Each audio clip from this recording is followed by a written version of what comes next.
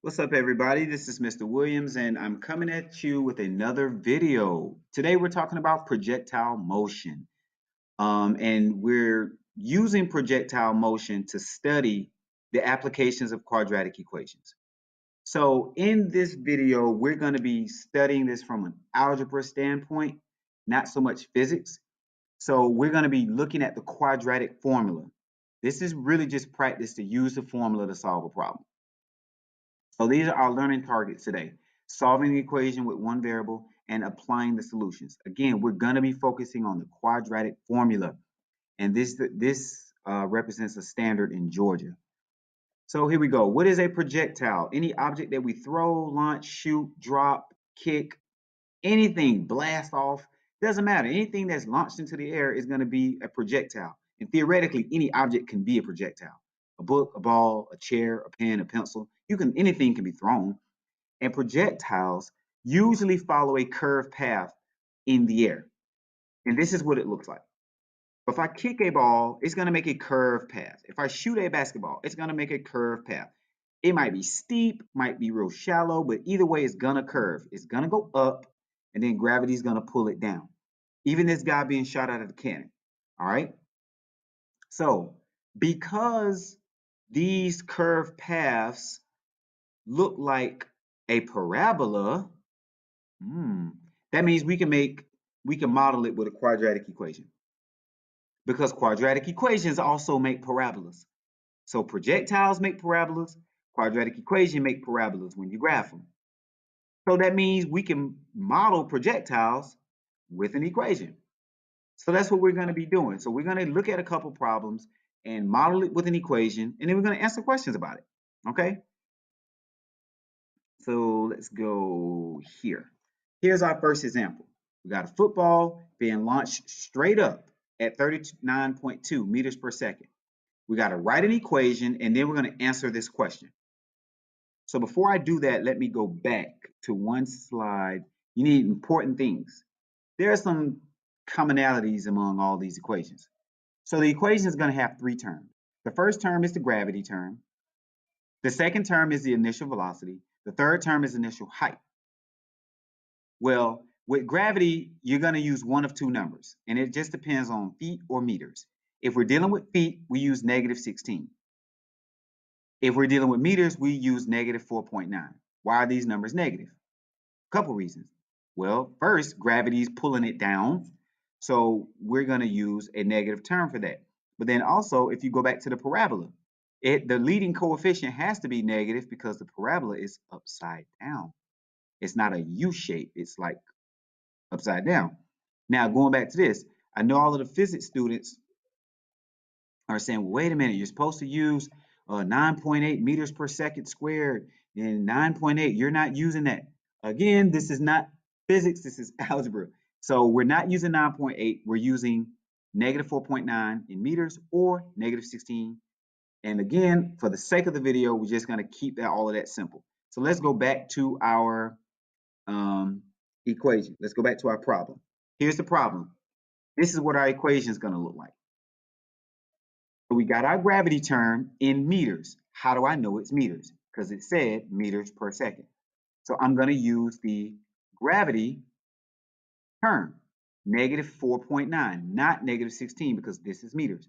Initial velocity is 39.2. Now our initial height is 0. How do I know that? Because it said it was launched from the ground. It was launched from ground level, so that's 0. So this is going to be our equation, h of t. H of t just means the height at a specific time. So really these x's should be t's because I use a t here, but that's okay. Still going to solve it. So now here's the question. At what times will the football be 34.3 meters high? Okay, so we're going to use the same equation and set it equal to 34.3 because that's the height I want. I want to know when this is the height, what's the time? Real simple. So we set it equal to that and we're going to solve it. How are we going to solve it? We're going to use the quadratic formula. But first we must put it in standard form. So right now it equals 34.3. I need for it to equal 0. So I'm going to subtract that on both sides and I'm going to get this blue equation right here. I brought everything else down and now it equals 0. Now, why did I divide all these terms by negative 4.9? Well, when I divide it, it makes my numbers smaller. And by dividing it, now I have smaller numbers to put into the quadratic formula. You don't have to do that. It just makes your work easier. So I really can let A equal negative 4.9, B equal 39.2, and C equals negative 34.3. I could do that. But why? When you could just divide it and make your number simple, you will get the same answer. So there it is, ABC. Here is the quadratic formula right here. And here is where I substituted. B was negative 8. So there it is, B and B. A is 1, A and A. And C is 7. So one thing I'll point out to you is right here. Let me see if I can note take this. So these two negatives right here. Wait, let me go back. Those two negatives, they're going to cancel out and become positive because the formula calls for a negative b, but my b is already negative. So if it's already negative, they're going to cancel. That's why this negative 8 turned to positive 8 down here. All right. So now 8 squared is 64. Negative 8 squared is also 64. This right here, negative 4 times 1 times 7, negative 28. Then I simplify the radical, 64 minus 28, that gives me 36. Square root of 36 is 6. Notice that I kept up with the 8 and the 2 the whole time. All I did was simplify that radical. That's it. So I've got 8 plus or minus 6 divided by 2. So moving forward, now here it is, 8 plus or minus 6 divided by 2. You split it into your two solutions. 8 plus 6 divided by 2, all of that equals 7. You can see how I got that.